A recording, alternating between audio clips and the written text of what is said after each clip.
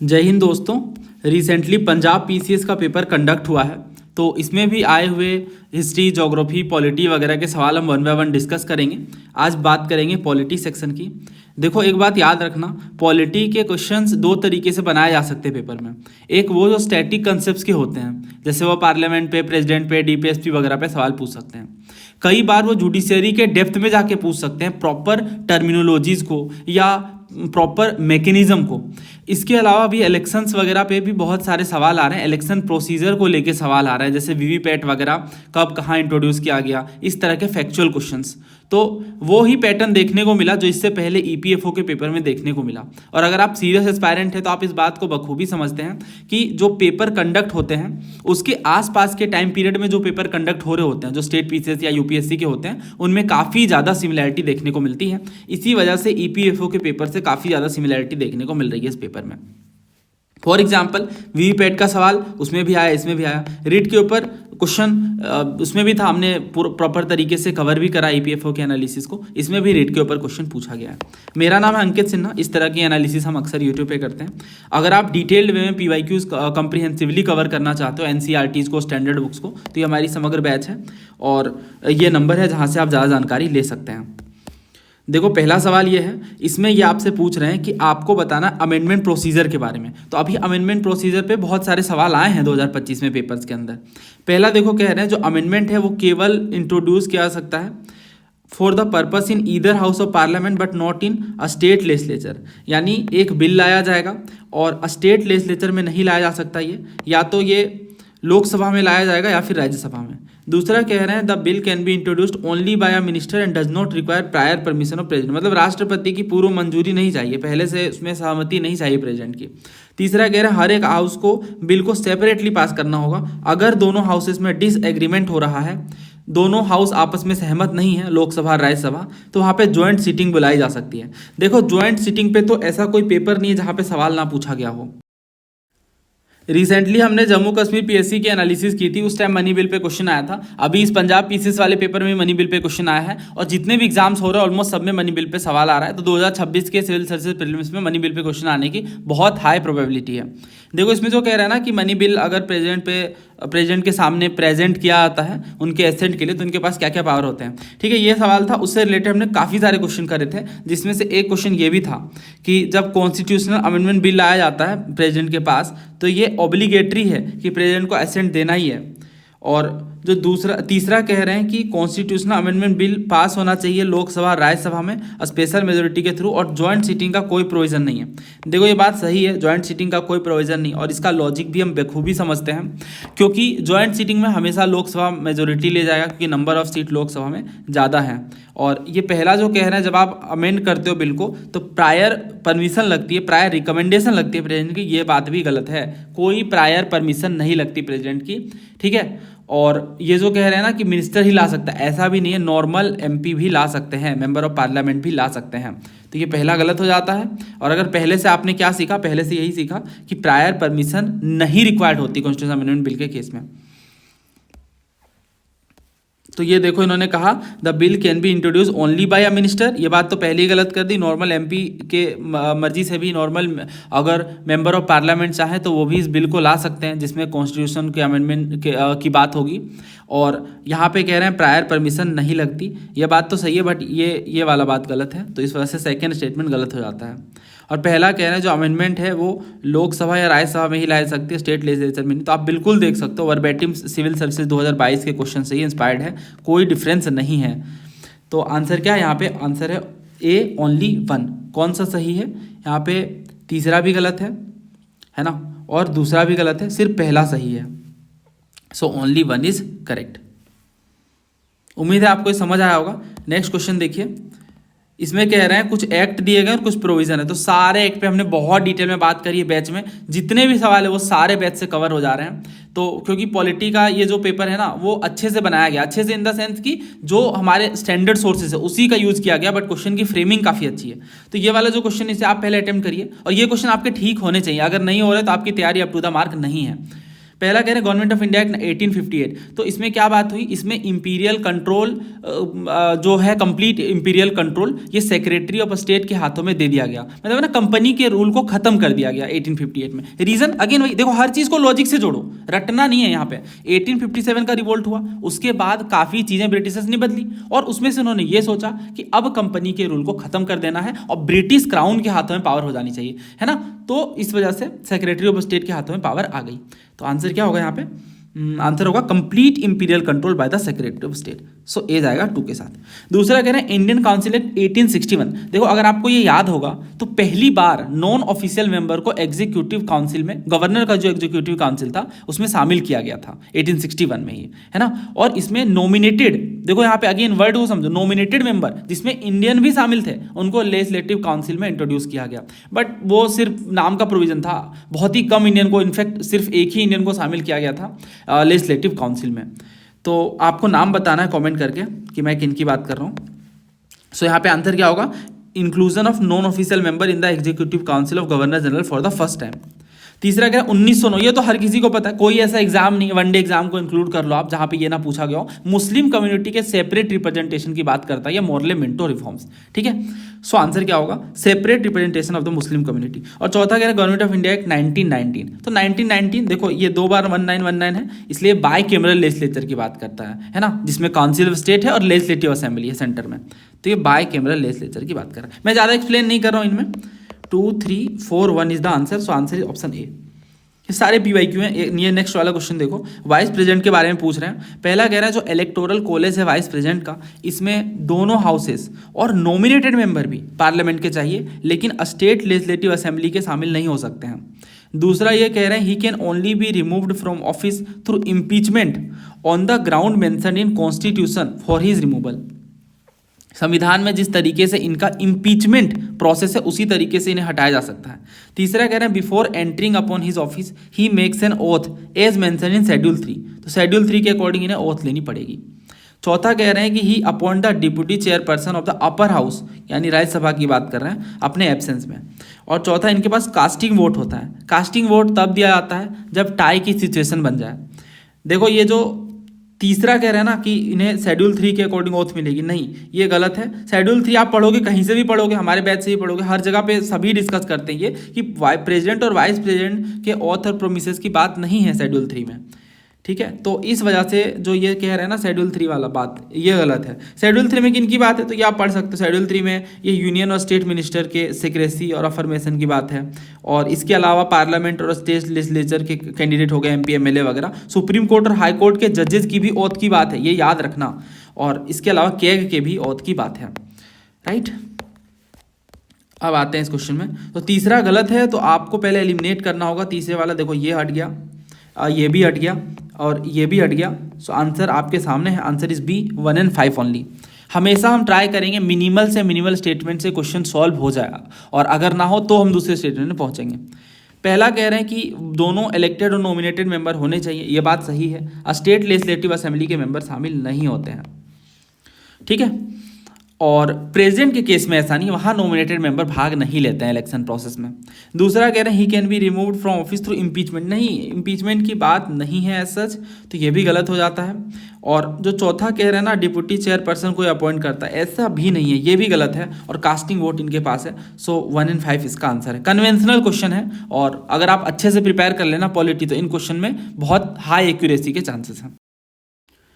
अभी रिसेंटली 2025 का पेपर हुआ था, देखो उसमें भी पूछा गया था कि vice president of India who is also the ex officio chairman of council of state, यानी राज्यसभा के एक्स ऑफिशियो चेयरमैन होते हैं ना वाइस प्रेसिडेंट। तो ये कह रहे हैं इलेक्ट होते हैं by the member of N electoral college, जिनमें किनके मेंबर होते हैं। तो 2025 वाला क्वेश्चन ही कंबाइंड जियो साइंटिस्ट वाला यहाँ भी पूछ लिया गया, और ये कोई नई बात नहीं है ना। ऐसे सवाल बहुत ज़्यादा रिपीट होते हैं जो ट्रेंड में होते हैं, तो लेटेस्ट वाले क्वेश्चन आपको करने हैं। PYQ बुक की दिक्कत यही होती है, उनमें जैसे अभी कोई PYQ बुक प्रिंट हुई, अब 4 महीने बाद जो पेपर हुए उनके क्वेश्चन तो नहीं मिल पाएंगे ना, और बहुत सारे पेपर हो जाते हैं, राइट। तो इस वजह से समग्र बैच में हम सबसे लेटेस्ट क्वेश्चंस प्रोवाइड करते हैं, सारा कुछ हम अपडेट करते ही रहते हैं। देखो पहला कह रहे हैं राज्यसभा ओनली, देखो इसका आंसर तो आपको पता ही आसान है, ये तो इसका आंसर ना कौन सा होना है, ये तो होगा नहीं क्योंकि यहाँ पे स्टेट असेंबली की बात कर दी है। Both the houses of parliament and upper house of state legislature, ये भी नहीं होगा। So answer is B, both the houses of parliament, यानी लोकसभा और राज्यसभा के मेंबर शामिल होते हैं। ठीक है। अब ये देखो, इसमें मैंने पूछा था थर्ड शेड्यूल के बारे में, यूपीपीसीएस का क्वेश्चन है। कह रहे हैं कि थर्ड शेड्यूल में कौन कौन से लोग ओथ लेते हैं थर्ड शेड्यूल के अकॉर्डिंग। पहला, form of oath of office for a minister of the union, यानी यूनियन मिनिस्टर। दूसरा, सुप्रीम कोर्ट के चीफ जस्टिस। तीसरा, प्रेसिडेंट जो है इनमें ओथ लेते हैं थर्ड शेड्यूल के अकॉर्डिंग। और चौथा कह रहे हैं कि मेंबर ऑफ पार्लियामेंट ओथ लेते हैं। तीसरा तो गलत है, हमने पढ़ा प्रेसिडेंट और वाइस प्रेसिडेंट शेड्यूल 3 के अकॉर्डिंग ओथ नहीं लेते। तो 3 को आप हटा दो, ये हटा, ये हटा, ये हटा। आंसर क्या है? सी, 1, 2 and 4। यानी मिनिस्टर लेंगे बिल्कुल, सुप्रीम कोर्ट के चीफ जस्टिस भी ओथ लेंगे शेड्यूल 3 के अकॉर्डिंग, और मेंबर ऑफ पार्लियामेंट भी ओथ लेंगे शेड्यूल 3 के अकॉर्डिंग। तो यहाँ से आपने क्या समझा? देखो यहाँ से भी हमने समझा कि प्रेसिडेंट वाइस प्रेसिडेंट वगैरह ओथ नहीं लेते, तो आप एलिमिनेट करके काफ़ी इजीली ऐसे क्वेश्चन सॉल्व कर सकते हैं, राइट। तो कोई सा भी पेपर हो, हम सारे स्टेट पीसीएस की एनालिसिस कर रहे हैं, हर पेपर में हम ये ट्रेंड देख रहे हैं, और यूपीएससी के पेपर तो हम कवर करते ही हैं। कुछ बातें मैं आपको समझाना चाहता हूँ यहाँ पे, ताकि ये आपकी लॉन्ग टर्म मेमोरी में सेव हो जाए। देखो जो शेड्यूल 3 है, जो शेड्यूल 3 की बात है, उनमें ओथ और अफर्मेशन है, ओथ्स एंड अफर्मेशन। किनके हैं ये? तो पहला यूनियन मिनिस्टर्स के हैं, यूनियन मिनिस्टर्स के हैं। और दूसरा पार्लियामेंट इलेक्शन के कैंडिडेट हो गए, है ना। और तीसरा मेंबर ऑफ पार्लियामेंट हो गए, सुप्रीम कोर्ट के जजेस हो गए। आपको भी ऐसे लिखना होगा, तभी याद होगा ये। कंट्रोलर एंड ऑडिटर जनरल का भी ओथ शेड्यूल 3 के अकॉर्डिंग एडमिनिस्टर्ड है। स्टेट के मिनिस्टर हो गए, क्योंकि जब यूनियन के हैं तो स्टेट के भी होंगे, है ना। स्टेट लेजिस्लेचर के इलेक्शन कैंडिडेट हो गए, स्टेट लेजिस्लेचर के इलेक्शन कैंडिडेट हो गए। इसके अलावा स्टेट लेजिस्लेचर के मेंबर हो गए, और हाई कोर्ट के जजेस, क्योंकि सुप्रीम कोर्ट के तो हाई कोर्ट के जजेस भी शेड्यूल 3 के अकॉर्डिंग ही ओथ लेते हैं, बस। ओके, नेक्स्ट क्वेश्चन देखिए। तो फंडामेंटल राइट अंडर आर्टिकल 20 के रेफरेंस में कुछ स्टेटमेंट दिए गए और आपको आंसर करना है। पहला कह रहे हैं जो प्रोटेक्शन है इस राइट के अंदर, ये केवल सिटीजन को दिए गए हैं। दूसरा ये कि क्रिमिनल लॉ को रेट्रोस्पेक्टिवली इम्पोज किया जा सकता है, बट सिविल लॉ को नहीं। तीसरा, सेल्फ इंक्रिमेशन के अगेंस्ट जो प्रोटेक्शन है ये सिविल और क्रिमिनल दोनों केसेस में है। आपको इनकरेक्ट बताना है। देखो जो आर्टिकल 15, 16, 19, 29 और 30, ये जो 5 आर्टिकल है ना, ये केवल इंडियन सिटीजन के पास है, फॉरेनर्स को नहीं है। बट आर्टिकल 20 जो है ये तो फॉरेनर्स के पास भी है, नॉन सिटीजन के पास भी है, बट ये कह रहा है केवल इंडियन सिटीजन के पास है। तो इस वजह से फर्स्ट गलत हो जाता है। कई बार पूछा गया, हर पेपर में पूछा गया। फंडामेंटल राइट के ऊपर हमने 120 से ज़्यादा सवाल करे हैं। डेमो लेक्चर है ये समग्र बैच की, यूट्यूब पे हमने डाल रखी है। अगर आप समग्र बैच में हो तो आप वहाँ से रिवाइज कर लीजिए, अगर आप यूट्यूब में तो वहाँ से आप देख सकते हैं कि हमने डेमो लेक्चर के रूप में डाल रखा है। तो ये जो पहला है ना वो गलत है। दूसरा कह रहे हैं क्रिमिनल लॉ को रेट्रोस्पेक्टिवली इम्पोज किया जा सकता है, सिविल लॉ को नहीं। ये चीज़ भी मेंशन है बेयर एक्ट में। देखो पहले आपको मैं सारी चीज़ें समझाए तो एक बार दोबारा। आर्टिकल 20 जो है, आर्टिकल 20 ये बात करता है फंडामेंटल राइट अंडर आर्टिकल 20 जो है बात करता है protection in respect of conviction for offences. Offences को लेकर क्या क्या प्रोटेक्शन है। तो इसमें ना 3 क्लोजेस हैं। जो पहला क्लोज है आर्टिकल 21, ये कहता है no ex post facto to criminal law. दूसरा जो इसका क्लोज है वो कहता है नो डबल जेओपार्डी। और तीसरा जो है वो बात करता है प्रोटेक्शन अगेंस्ट सेल्फ इंक्रिमेशन। ठीक है, प्रोटेक्शन अगेंस्ट सेल्फ इंक्रिमेशन, ये आपको पता होना चाहिए अच्छे से, कई बार वो पूछते हैं। अब इसमें जो हमें समझना है वो ये कि जो पहला कह रहे हैं ना स्टेटमेंट कि ये केवल सिटीजन को है, तो ये बात बिल्कुल सही है। मैंने आपको बताया कि कुछ फंडामेंटल राइट जैसे यहाँ पे 15, 16, 19, 29, 30 ये जो है वो केवल सिटीजन स्पेसिफिक है, बाकी के सारे जो हैं वो फॉरेनर्स को भी दिए गए हैं। तो इस वजह से जो पहला है वो गलत हो जाता है। दूसरा कह रहा है criminal law can be impose retrospectively. इसका मतलब ये है, तो रेट्रोस्पेक्टिव लॉ के बारे में आप समझ लो। एक लॉ रेट्रोस्पेक्टिव कब होता है? जब वो पास्ट एक्शंस में अप्लाई होता है। तो अगर कोई लॉ पास्ट एक्शंस के लिए अप्लाई हो रहा है तो उससे हम रेट्रोस्पेक्टिव लॉ कहते हैं। रेट्रोस्पेक्टिव लॉ का मतलब समझ आया, जो पास्ट एक्शंस में अप्लाई होगा। ठीक है, लॉ बनने से पहले भी जो ऑफेंसेस हुए हैं उनके लिए पनिशमेंट की जा सकती है। तो ये ना क्रिमिनल लॉज में अप्लाई नहीं होता है। मान लो आर्टिकल 21 के अकॉर्डिंग अगर हम देखें, इसमें साफ तौर से यही कहा गया है कि you can not B punished for an act that was not a crime when you did it. मतलब वो उस टाइम पे क्राइम नहीं था तो उस चीज़ के लिए पनिश नहीं किया जा सकता है। तो ये जो क्रिमिनल लॉ है ना, ये रेट्रोस्पेक्टिव नहीं होते हैं। जैसे अगर एक सिंपल एग्जाम्पल लें, मान लो 2025 में एक न्यू लॉ आया, इसमें यह कहा गया कि एक कोई पर्टिकुलर ऐप है, इसे डाउनलोड करना क्राइम है। 2025 में आया, मान लो आपने इसे 2022 में डाउनलोड कर रखा था, let me change the colour, मान लो आपने 2022 में इसे डाउनलोड कर रखा था, तो क्या उसके लिए आपको पनिश किया जा सकता है? तो इसका जवाब है नहीं, क्योंकि उस टाइम पे वो क्राइम था ही नहीं। समझ आ गया? तो ये होता है रेट्रोस्पेक्टिव, जो कि क्रिमिनल लॉ के केस में नहीं अप्लाई हो रहा है, बट ये सिविल लॉ के केस में अप्लाई हो सकता है। मान लो 2025 में गवर्नमेंट ने एक टैक्स लॉ को चेंज करा। अब ये जो टैक्स लॉ है ये 2022 से लेट सपोज गवर्नमेंट ने डिसाइड करा कि अप्लाई होगा, तो टैक्स लॉ तो सिविल होते हैं नेचर में, दैट मीन्स यहाँ पे रेट्रोस्पेक्टिव सिविल लॉ वैलिड है। तो 2022 से जो भी टैक्स का कैलकुलेशन होगा उसके अकॉर्डिंग आपको पेमेंट करनी पड़ेगी, अगर आप उस पर्टिकुलर एस्पेक्ट में आते हो तो। राइट, समझ आ रही है ना बात? तो क्रिमिनल लॉ के केस में ये रेट्रोस्पेक्टिव लॉ अप्लाई नहीं होता है, सिविल लॉ के केस में अप्लाई होगा, टैक्सेस प्रोसीजरल वगैरह के केस में अप्लाई होगा।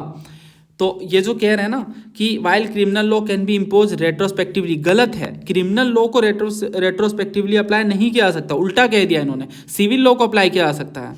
तो इस वजह से सेकंड हो जाता है गलत, और इसका रीजन भी साफ तौर से समझ आता है। अगर किसी ऑफेंस के लिए लेट सपोज 2010 में पनिशमेंट थी 5 साल, ठीक है, 5 साल, और उस टाइम पे किसी ने ऑफेंस करा, बाद में जाकर ये 2015 में 10 साल हो गई, तो क्या उसे 10 साल के अकॉर्डिंग सजा मिलेगी? नहीं, जब वो क्राइम हुआ, क्राइम कमिट हुआ, उस टाइम पे क्या ऑफेंस थी उसके अकॉर्डिंग ये चीज़ें चलती हैं।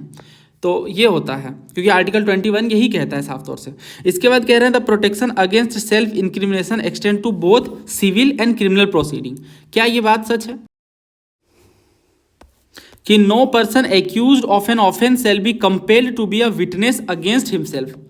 ये वर्ड पे फोकस करिए, विटनेस अगेंस्ट हिमसेल्फ, खुद के खिलाफ विटनेस नहीं बनाया जा सकता, ये कहता है आर्टिकल 20 का क्लोज 3। इसमें ना कुछ मैंडेटरी कंडीशन है, जैसे पर्सन को एक्यूज है, अगर person must be accused, accusation must be of criminal offence, there must be compulsion. ये civil proceeding, income tax proceeding, custom वगैरह, डिपार्टमेंटल प्रोसीडिंग, इनमें अप्लाई नहीं होगा, केवल क्रिमिनल प्रोसीडिंग ही कवर्ड है। तो जो सेल्फ इंक्रिमिनेशन है ना, ये सिविल और क्रिमिनल दोनों में अप्लाई नहीं होता, ये सिर्फ और सिर्फ क्रिमिनल केसेस में अप्लाई होता है। और इस वजह से ये जो तीसरा कह रहे हैं ना, ये भी गलत है। गलत इसलिए है क्योंकि जो प्रोटेक्शन है against self incrimination, it extends to criminal proceedings, not on civil proceedings. ठीक है, तो इस वजह से तीसरा गलत है और दूसरा भी गलत है। सो आंसर क्या है इसका? D, none of the above. अच्छा सॉरी, इन्होंने पूछा कौन कौन सा गलत है, तो तीनों गलत है। So answer is C, all 3, तीनों रॉन्ग है।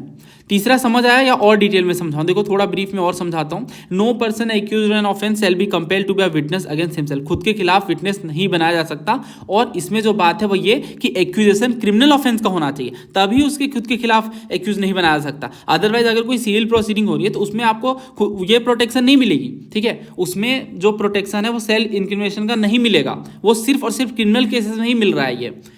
तो ये आप पढ़ भी सकते हो। देखो इन्होंने आर्टिकल 21 की बात करी है, इसमें ये कहता है कि रेट्रोस्पेक्टिव पनिशमेंट के इम्पोजिशन को ये रोकता है। ठीक है, it states that no person shall be punished for an act that was not an offence at the time it was committed. जब ये कमिट किया गया उस टाइम अगर ये ऑफेंस नहीं था तो उस चीज़ पे आपको पनिश नहीं किया जा सकता। ये प्रोविजन वही इंश्योर करता है कि individuals can not be held accountable for action that were legal when they occurred, क्योंकि उस टाइम पे वो लीगल थे, ये सोच करके किसी ने कुछ करा, अब बाद में वो इलीगल बन गया है ना, बाद में वो कानून के थ्रू इलीगल बन गया। तो इसका मतलब क्या हो? इसका मतलब ये है कि उसे तो अवेयरनेस ही नहीं थी उस चीज़ की, तो रेट्रोस्पेक्टिव लॉ आप अप्लाई नहीं कर सकते उस केस में। Kedarnath versus state of West Bengal का एक लैंडमार्क जजमेंट था। इसमें ऑनरेबल सुप्रीम कोर्ट ने यह कहा कि जब कोई एक्ट डिक्लेयर हो जाता है एक क्रिमिनल ऑफेंस के रूप में बाय द लेजिस्लेचर और उसके लिए पेनल्टीज भी प्रोवाइड की जाती हैं, तो ये हमेशा प्रोस्पेक्टिव होगा, ये हमेशा आने वाले सालों में, आने वाले दिनों में अप्लाई होगा। पहले के जो ऑफेंसेस हो गए हैं उनमें वो पर्टिकुलर चीज़ नहीं अप्लाई होगी, इसे रेट्रोस्पेक्टिवली अप्लाई नहीं किया जा सकता। ये होगा केदारनाथ के जजमेंट में।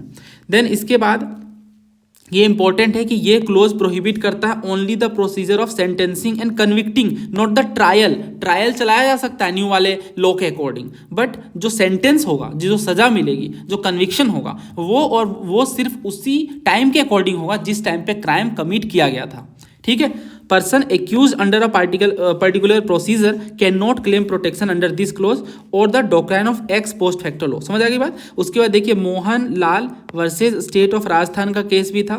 इसमें narcotics drugs and psychotropic substances act के अकॉर्डिंग कोर्ट ने यह कहा कि article 20 prohibits only conviction and punishment under an ex post facto law. Trial को नहीं, जो बात हमने पहले पढ़ी है ना, ट्रायल वगैरह न्यू लॉ के अकॉर्डिंग ही होगा। और ये कह रहे हैं जो ट्रायल कंडक्ट होगा ना, डिफरेंट प्रोसीजर जो एग्जिस्ट कर रहा है उसके अलावे जो डिफरेंट प्रोसीजर के अकॉर्डिंग चल रहा है वो प्रोविजन के स्कोप में नहीं आता है और उसे आप अनकॉन्स्टिट्यूशनल नहीं बता सकते हो। ये लॉ को और स्ट्रॉन्ग कर दिया सुप्रीम कोर्ट की इस जजमेंट ने। तो आपको बात समझ आनी चाहिए। बात सिर्फ इतनी सी है कि अगर किसी एक्स पर्सन ने क्राइम कमिट करा तो वो जो क्राइम है, अगर उस क्राइम को लेकर बाद में मान लो 2010 में किसी ने क्राइम ऑफेंस करा और 2015 में जाके उस पर जजमेंट आया कि नहीं इसमें 5 साल नहीं 10 साल की सज़ा होनी चाहिए, तो उसे 10 साल की सज़ा तो नहीं मिलेगी, बट जो ट्रायल में चेंजेस आए हैं वो ट्रायल उसे न्यू लॉ के अकॉर्डिंग करना पड़ेगा। यही बात है, सिंपल सी। देन इसके बाद एक और बहुत ही सिग्निफिकेंट जजमेंट था मारूराम वर्सेस यूनियन ऑफ इंडिया का। इसमें कोर्ट ने ये कहा कि जो आर्टिकल 21 है ये इनकम्पास करता है उस प्रिंसिपल को कि penalties for an offence should not be retrospectively increased beyond what existed eight the time of offence. तो ये भी सेल्फ एक्सप्लेनेटरी समझ आ रहा होगा आपको। हालांकि इसमें एक रेस्ट्रिक्शन है और ये restriction Ratan Lal versus state of Punjab की केस में क्लियर होता है कि सुप्रीम कोर्ट ने ये कहा कि criminal law in situation where the issue at hand concerns the reduction of punishment, मतलब जहां पे सजा को कम करने की बात है वहां पे रेट्रोस्पेक्टिव एप्लीकेशन अप्लाई हो सकता है। तो कुछ कुछ एक्सेप्शंस हैं और उन एक्सेप्शंस को अगर आप समझते हो तो बखूबी आप इस पर्टिकुलर क्लोज को समझ सकते हो। अगला सवाल आपकी कंप्यूटर स्क्रीन पे ये रहा। इसमें कह रहे हैं प्रीएम्बल के बारे में कौन सा करेक्ट है। करेक्ट बताना है, इनकरेक्ट नहीं बताना है।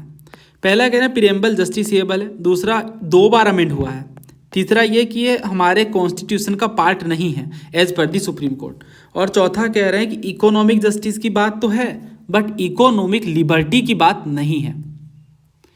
देखो ये क्वेश्चन आपका ठीक होना चाहिए क्योंकि बहुत ही आसान सवाल है, पीवाईक्यू में भी कई बार पूछा गया है। ये देखो पूछा गया था सिविल सर्विसेज में 2017 में कि कौन सा ऑब्जेक्टिव हमारे प्रीएम्बल में एम्बॉडीड नहीं है।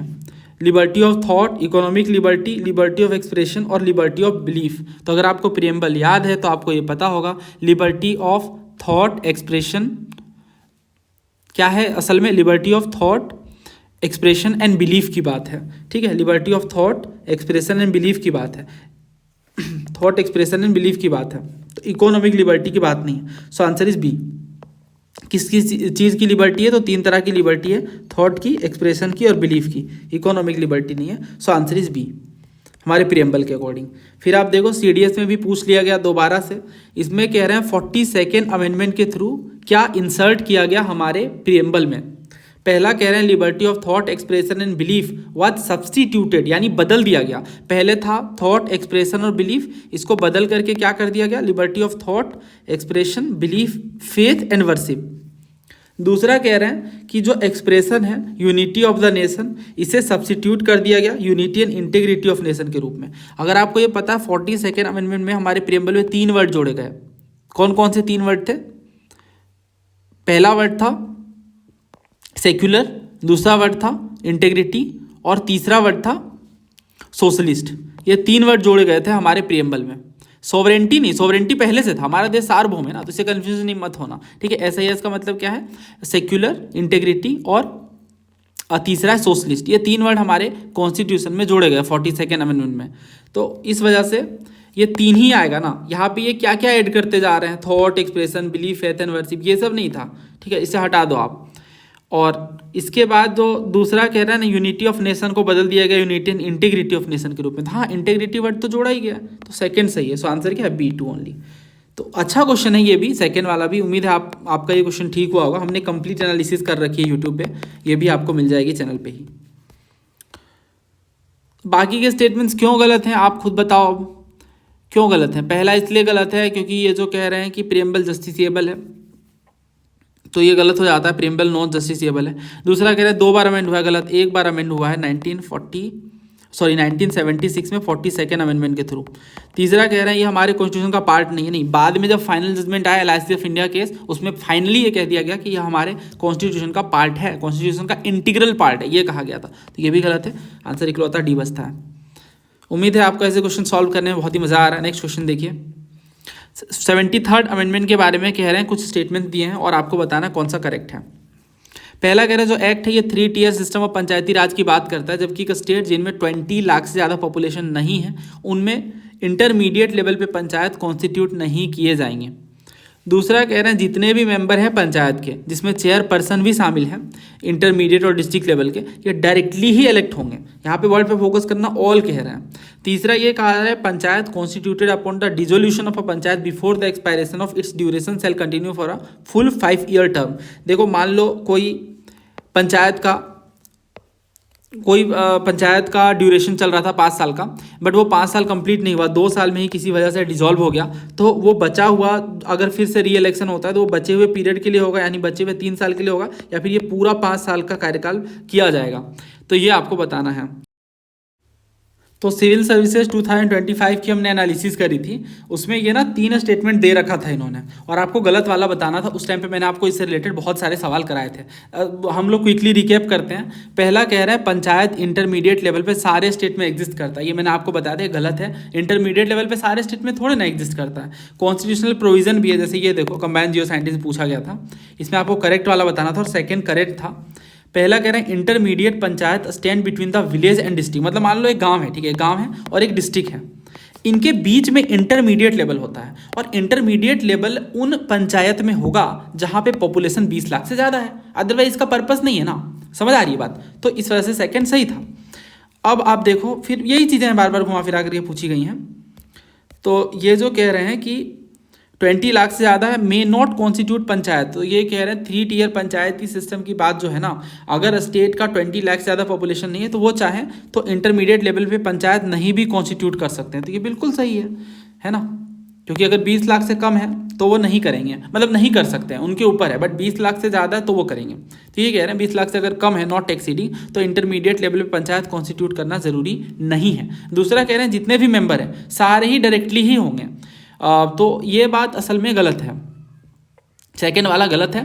गलत इसलिए है क्योंकि जब आप आर्टिकल 243C पढ़ोगे तो इसमें उन्होंने साफ तौर से बताया है कि जो पंचायत के मेंबर हैं वो विलेज लेवल पे डायरेक्ट इलेक्शन के थ्रू आएंगे, बट इंटरमीडिएट और डिस्ट्रिक्ट लेवल के जो मेंबर हैं वो पार्टली इलेक्टेड होंगे, पार्टली इनडायरेक्टली इलेक्टेड होंगे, और जो इंटरमीडिएट और डिस्ट्रिक्ट लेवल के जो चेयरपर्सन है, मेंबर नहीं, जो चेयरपर्सन है वो इनडायरेक्टली इलेक्ट होंगे बाय द इलेक्टेड मेंबर। जो मेंबर इलेक्ट हुए हैं ना, जनता के थ्रू नहीं, जो मेंबर इलेक्ट होके आए उनके थ्रू इनडायरेक्टली इलेक्ट होंगे। तो इस वजह से ये गलत है जो ऑल वाली बात कह रखी है इन्होंने। और जो तीसरा कह रहे हैं पंचायत जब डिसॉल्व होता है, देखो अगर जब पंचायत डिसॉल्व होता है ना, प्री मेच्योर डिसोल्यूशन होता है, तो आर्टिकल 243E के अकॉर्डिंग 5 साल से पहले अगर ये डिसॉल्व हुआ तो वो कंटिन्यू होगा रिमाइंडर पीरियड के लिए। कोई फ्रेश 5 ईयर उन्हें नहीं मिलने वाला। 2020 से 25 का कार्यकाल मान लो, 22 में किसी वजह से डिसॉल्व हो गया तो बचा हुआ जो 3 साल है ना वो पूरा करेगा, ठीक है। फ्रेश इलेक्शन मतलब पूरे 5 साल नहीं, ऐसा नहीं फिर 22 से 27 होने लग जाएगा। तो आसान सा स्टेटमेंट है, और पहला सही है और दूसरा और तीसरा गलत है यहाँ पे। तो आंसर जो है वो होगा A1 ओनली, क्योंकि इन्होंने करेक्ट ही पूछा है, ठीक है। पहला सही है और दूसरा और तीसरा गलत है। तो आप सारे आर्टिकल वगैरह रिवाइज कर लीजिए, हमने कई बार पढ़ा है इन क्वेश्चंस को। अभी रिसेंट के जितने पेपर्स हुए उनमें पंचायत के ऊपर सवाल आया, पंचायत हमारे डायरेक्टली सिलेबस में भी मेंशन्ड है, इस वजह से इनमें क्वेश्चंस एक्सपेक्टेड होते हैं। तो इन बारीकियों को ध्यान से पढ़ें। मैं आपसे एक सवाल पूछता हूँ कि वीमेन के लिए सीटों का रिजर्वेशन जो है वो किस पर्टिकुलर आर्टिकल में पंचायत के। नेक्स्ट क्वेश्चन देखिए, तो अमेंडमेंट दिए गए रिसेंट वाले और आपको मैच करना लिस्ट 2 के साथ। तो आसान क्वेश्चन है ये। तो 102 कह रहे हैं, 103, 104 एंड 105। तो पहला कह रहे हैं 102। देखो जो हमारे कॉन्स्टिट्यूशन का 102 अमेंडमेंट था, इसमें क्या बात है, पहला कह रहे हैं 10% रिजर्वेशन फॉर EWS। क्या ये 102वें अमेंडमेंट से आया है? तो इसका जवाब है नहीं। असल में जो 102nd अमेंडमेंट है ये डील करता है national commission for backward classes. तो ए जाएगा 3 के साथ, बहुत फेमस है, याद रखना, NCBC यानी national commission for backward classes. इसके कॉन्स्टिट्यूशनल स्टेटस की बात करता है 102nd अमेंडमेंट, जो कि 2019 में आया था। मैं आपसे एक सवाल पूछता हूँ, national commission for schedule caste के बारे में कौन सा आर्टिकल है? ये बताना आप कमेंट करके, कई बार इन्होंने पूछा है पेपर में।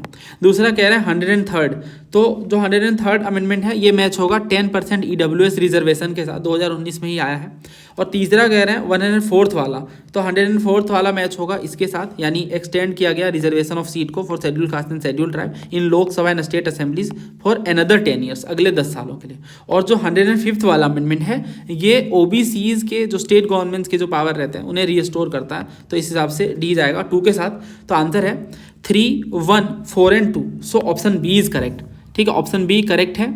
और इस तरह के सवाल पहले भी बहुत सारे पूछे गए हैं, तो ये ध्यान रखना कि NCBC 102nd अमेंडमेंट के थ्रू आया और इसने आर्टिकल कौन सा इंसर्ट करा ये भी बता देता हूँ, 338B को इंसर्ट करा। उसके बाद जो 103rd वाला ये आर्टिकल 15 में क्लॉज 6 और 16 के क्लॉज 6 को ऐड करता है। हमारे कॉन्स्टिट्यूशन के आर्टिकल 15 के क्लॉज 6 और 16 के क्लॉज 6 को ऐड करता है। इसमें 10% रिजर्वेशन की बात की गई for economically weaker section. 104th वाला वही SC/ST के जो सीट्स का रिजर्वेशन है उसे एक्सटेंड करता है 2030 तक, और एंग्लो इंडियन के लिए जो नॉमिनेशन था ना उसे डिसकंटिन्यू कर दिया गया। इसके बाद 105th वाला जो कह रहे हैं, इसमें सुप्रीम कोर्ट ने ये कहा कि स्टेट का मतलब बेसिकली स्टेट लॉस्ट पावर ना आफ्टर 102nd वाला 102nd अमेंडमेंट। तो 105th वाला अमेंडमेंट क्या करता है, स्टेट गवर्नमेंट को वापस पावर रीस्टोर कर देता है कि आप स्टेट जो है वो अपने अकॉर्डिंग OBC को आइडेंटिफाई कर सकते हो फॉर स्टेट पर्पस। तो ये वाली बात थी। ये क्वेश्चन तो हर पेपर में भी पूछा जा रहा है। अभी रिसेंटली EPFO का पेपर हुआ था, उसमें भी रीट के ऊपर सवाल आया था, वो सारा मैंने डिटेल में एक्सप्लेन कर रखा है। EPFO के पेपर से पहले ही BPSC MDI का पेपर हुआ था, वहाँ पे मैंने आपको टेबल बना के समझाया था सुप्रीम कोर्ट और हाई कोर्ट के बीच के रीट जुरिस्डिक्शन के पावर के डिफरेंस को। देख लेते हैं एक बार दोबारा क्या कह रहे हैं। पहला कह रहे हैं कि जो रीट जुरिस्डिक्शन है ना सुप्रीम कोर्ट का, ये नेरोवर है, मतलब ये छोटा है हाई कोर्ट के मुकाबले। दूसरा कह रहे हैं supreme court can issue writ only for the enforcement of the fundamental right, यानी सुप्रीम कोर्ट केवल फंडामेंटल राइट को ही अप्लाई करने के लिए रीट जारी करेगी। देखो ये जो डिफरेंस है ये पहले समझते हैं सुप्रीम कोर्ट और हाई कोर्ट के बीच रीट जुरिस्डिक्शन के पावर को लेके। पहली चीज़ तो ये है कि जो सुप्रीम कोर्ट है ये केवल फंडामेंटल राइट्स के लिए ही रीट इशू कर सकती है, केवल फंडामेंटल राइट के लिए ही रीट इशू कर सकती है। बट जो हाई कोर्ट है ये ना केवल फंडामेंटल राइट्स के लिए बल्कि अदर राइट्स जिसमें हर तरह के राइट शामिल हैं, लीगल राइट वगैरह, इनके लिए भी रीट जारी कर सकती है। और इसका जो लॉजिक है वो सिंपल है। सिंपल इसलिए मैं बताता हूँ सेकंड वाले में, पहले सेकंड समझिए। सेकंड ये है कि supreme court can issue writs against a person और government throughout the territory of India. Complete Indian territory के अंदर सुप्रीम कोर्ट रीट इशू कर सकती है, क्योंकि सुप्रीम कोर्ट का जुरिस्डिक्शन है ना, जबकि हाई कोर्ट अपने जुरिस्डिक्शन के अंदर ही ओनली थ्रू देयर जुरिस्डिक्शन ही रीट इशू कर सकती है। तो ये बात है। और तीसरी बात तो ये कि जो रेमेडी है अंडर आर्टिकल 32 ये खुद में एक फंडामेंटल राइट है, इसलिए सुप्रीम कोर्ट मना नहीं कर सकती रीट जुरिस्डिक्शन को एक्सरसाइज करने के लिए। मैंडेटरली सुप्रीम कोर्ट को रीट जारी करना ही होगा अगर किसी के फंडामेंटल राइट का वायलेशन होता है तो। जबकि जो आर्टिकल 226 है ना ये डिस्क्रिशनरी है, यानी हाई कोर्ट चाहे तो मना भी कर सकती है। हाई कोर्ट में refuse to apply writ jurisdiction और exercise writ jurisdiction. Why? Because article 32 जो है ये खुद में एक फंडामेंटल राइट है, इसलिए सुप्रीम कोर्ट मना नहीं कर सकती, जबकि आर्टिकल 226 डिस्क्रिशनरी है। तो इस वजह से ये फर्क आ रहा है। तो यहाँ पे ये रिफ्यूज तो, बट यहाँ पे ये रिफ्यूज नहीं कर सकती supreme court, so mandatorily exercise. तो बस यही 3 डिफरेंस है। और article 32 does not merely confer power on the supreme court. क्यों? क्योंकि article 226 does on a high court to issue writ for the enforcement of fundamental right और other right as part of its general jurisdiction. ये इनके general jurisdiction के दायरे में आता है, ये हाई कोर्ट के अंदर जो ये रीट जारी करते हैं। बट 32 के केस में ऐसा नहीं है। तो इस वजह से सुप्रीम कोर्ट को कहते हैं हम कि ये फंडामेंटल राइट का डिफेंडर है, गारंटर है सुप्रीम कोर्ट, क्योंकि इन्हें फंडामेंटल राइट के लिए रीट जारी करने की पावर है और इन्हें मैंडेटरली एक्सरसाइज करना है। तो अगर आपके या हमारे फंडामेंटल राइट का वायलेशन हुआ है तो इसके लिए सुप्रीम कोर्ट रीट जारी जरूर करेगी। अब चेक करते हैं। पहला कह रहे हैं कि the writ jurisdiction supreme court is narrower than of high court. ये तो उल्टा कह दिया ना इन्होंने, सुप्रीम कोर्ट केवल फंडामेंटल राइट के लिए रीट जारी करेगी, अदर राइट के लिए तो हाई कोर्ट कर सकती है। तो यहाँ पे इस केस में ये हो जाता है गलत। और इस केस में क्या हो जाता है, सही हो जाता है। ये सुप्रीम कोर्ट का नैरोअर है, हाई कोर्ट का ज़्यादा ब्रॉड है। दूसरा कह रहा है supreme court can issue writ only for the enforcement of fundamental right. हाँ सही है, सही है, बिल्कुल सही है। तो आंसर क्या होगा, ऑप्शन ए। क्यों, क्योंकि सुप्रीम कोर्ट केवल फंडामेंटल राइट के लिए ही रीट जारी कर सकती है, इस वजह से सुप्रीम कोर्ट नैरोअर है हाई कोर्ट के मुकाबले in terms of exercising writ jurisdiction. So answer should be A, क्योंकि सेकेंड स्टेटमेंट एक्सप्लेन भी कर रहा है, इस वजह से पहला सही है। आसान क्वेश्चन है ये, आपसे हो जाना चाहिए, ऐसे क्वेश्चन बहुत पूछे जा रहे हैं। नेक्स्ट देखिए सिटीजनशिप के बारे में। पहला कह रहा है पार्ट 2 सिटीजनशिप के साथ डील करता है, तो ये बात सच है। दूसरा कह रहा है कॉन्स्टिट्यूशन में केवल सिंगल सिटीजनशिप की बात की गई है, बट एक्सेप्शंस हैं बॉर्डरिंग स्टेट्स के लिए, मतलब जो हमारे बॉर्डरिंग स्टेट्स हैं ना उनके लिए एक्सेप्शन है बाकी के बॉर्डरिंग स्टेट, बट ऐसा नहीं है। हमारे कंप्लीट इंडिया में सिंगल सिटीजनशिप है, इसमें कोई शक की गुंजाइश नहीं होनी चाहिए। Just second. तो इस वजह से जो कह रहे हैं ये सेकेंड वाला ये गलत है, कोई एक्सेप्शन नहीं है, कंप्लीट इंडिया में सिंगल सिटीजनशिप ही है।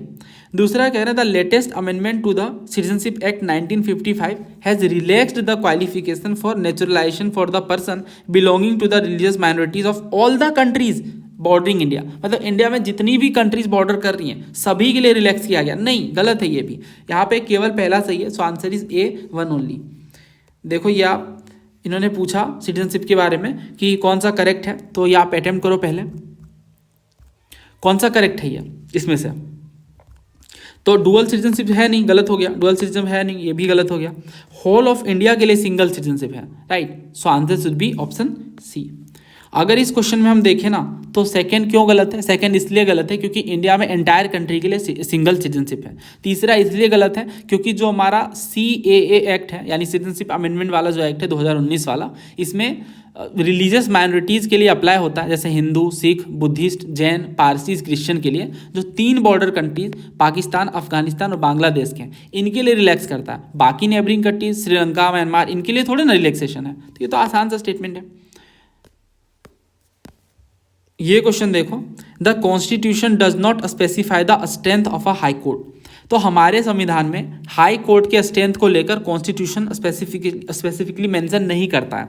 दूसरा कह रहे हैं कॉन्स्टिट्यूशन लीव कर देता है ये स्टेट लेजिस्लेचर के डिस्क्रिशन में, यानी उनके विवेक पे छोड़ देता है कि क्या स्ट्रेंथ रहेगी हाई कोर्ट की। तीसरा ये कि जो हाई कोर्ट के जजेज हैं ये प्रेजेंट अपॉइंट करेंगे। अगर आपने बेयर एक्ट पढ़ा है या अगर आप हमारे समग्र बैच में थे तो वहाँ भी हमने बेयर एक्ट डिटेल में कवर करा था। देखो उन्होंने आर्टिकल 214 में क्या बताया है, there shall be a high court for each state, हर एक स्टेट के लिए हाई कोर्ट होगा।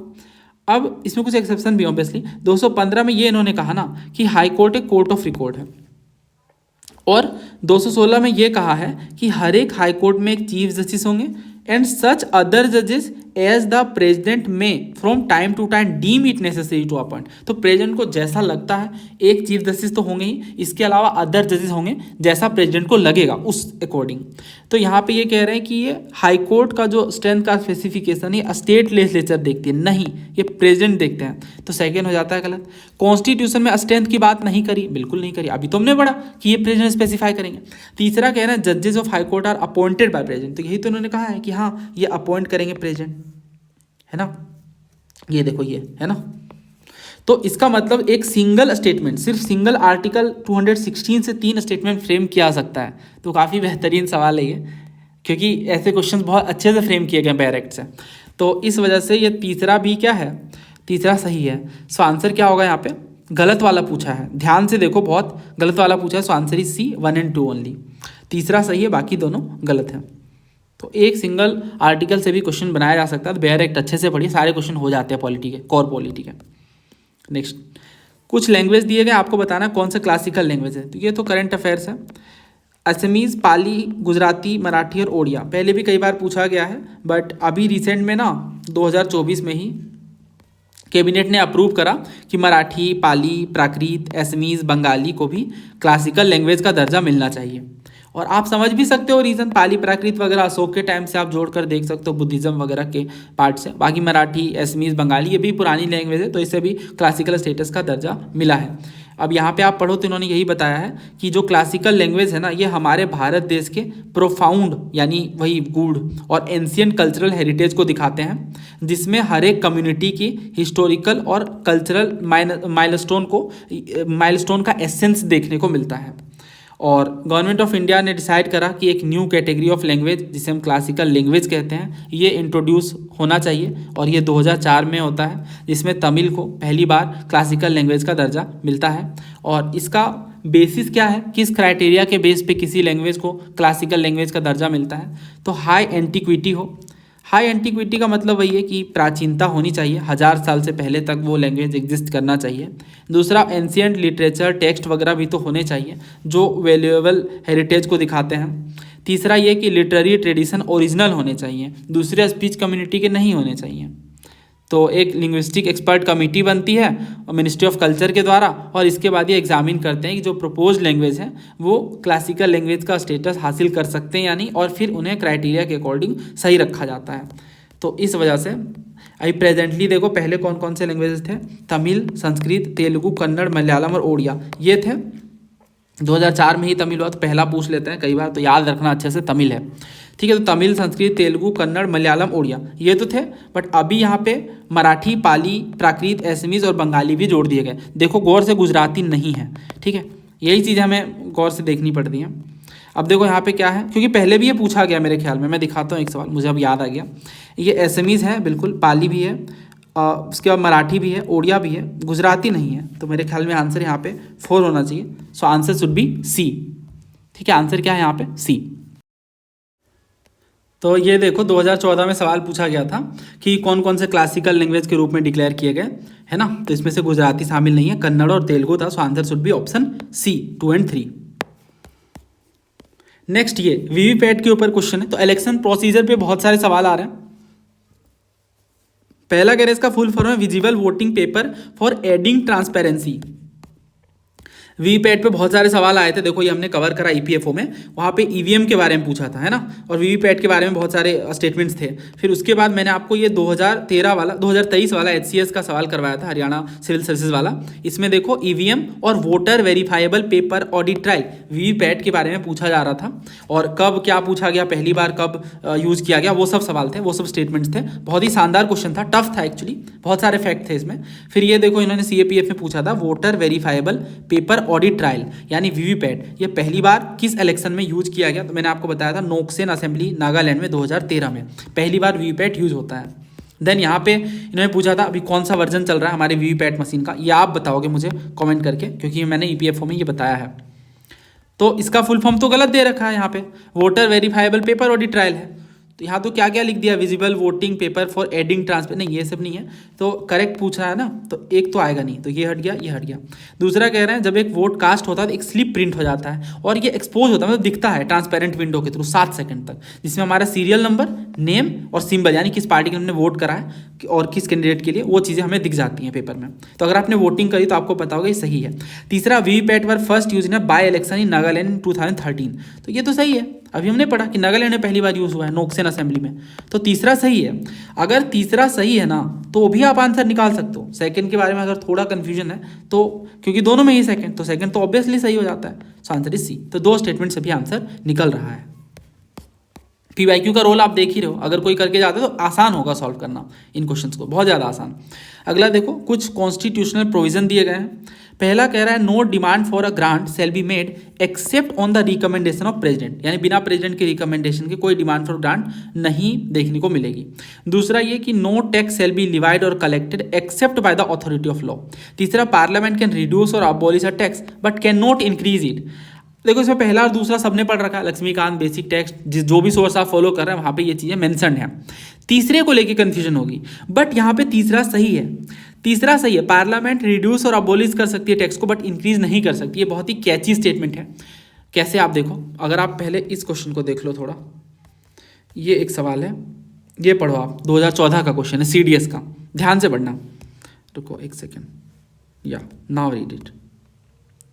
पहला कह रहा है certain bill can not be introduced और proceed with unless the recommendation of the president is receive, यानी कुछ ऐसे बिल है ना जिनमें आप प्रोसेस नहीं कर सकते, आगे नहीं बढ़ सकते, प्रोसीड नहीं कर सकते हो जब तक प्रेजेंट की रिकमेंडेशन ना मिल जाए। मगर कुछ ऐसे केसेस है जहाँ पे प्रेजेंट की रिकमेंडेशन नहीं लगती। कौन कौन से केसेस हैं वैसे?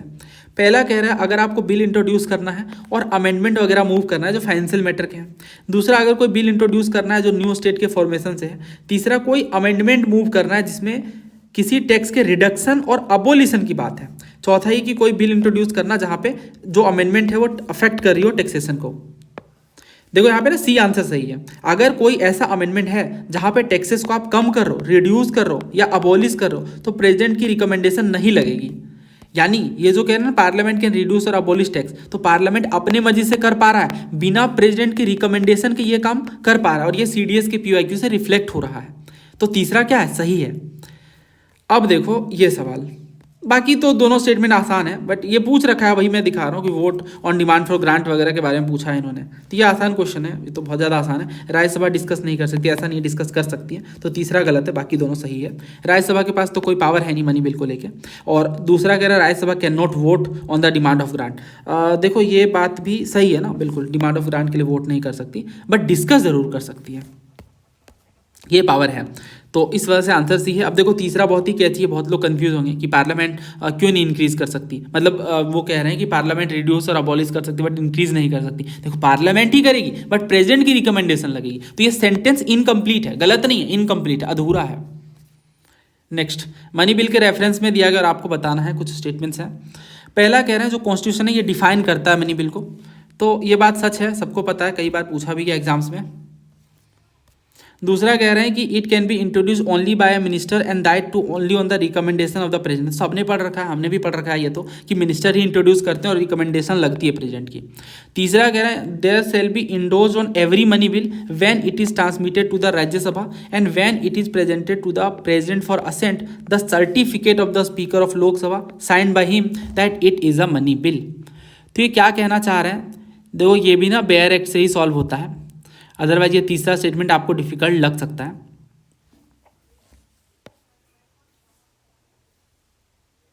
जस्ट अ सेकेंड,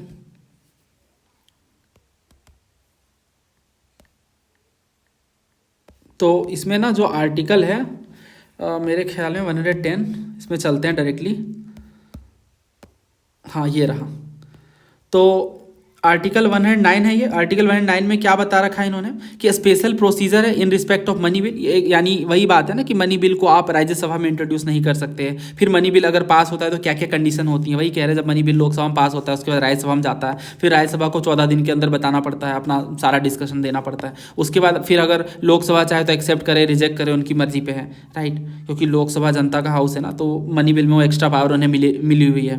फिर आप देखो डेफिनेशन ऑफ मनी बिल की बात करता है ना, तो डेफिनेशन है मनी बिल की, क्या क्या डेफिनेशन है, तो वही चीज़ें कि ये चीज़ें मनी बिल में शामिल होंगी, क्या क्या चीज़ें शामिल नहीं होंगी वो भी बता रखा है, और एक एक लाइन पे क्वेश्चन बना है। कोई ऐसा क्वेश्चन नहीं है जो, मतलब कोई ऐसा पेपर नहीं से मनी बिल पे सवाल ना आता, बहुत ज़्यादा पूछा जाता है। फिर आप देखो अगर कोई क्वेश्चन अराइज होता है मनी बिल को लेके कि वो मनी बिल है या नहीं, तो यहाँ पे स्पीकर का डिसीजन जो है वो फाइनल है और इसे चैलेंज नहीं किया जा सकता। फिर आप देखो यहाँ पे इन्होंने बता रखा है, ये वाला क्लोज पढ़ो आप,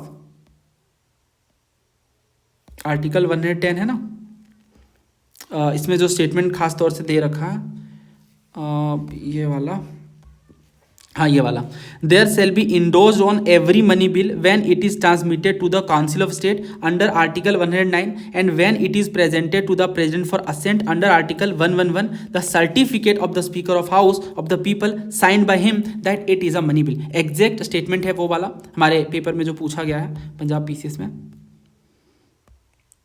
जस्ट अ सेकेंड, तो ये वाला सवाल मैं पेस्ट कर देता हूँ ताकि आप चेक कर लो।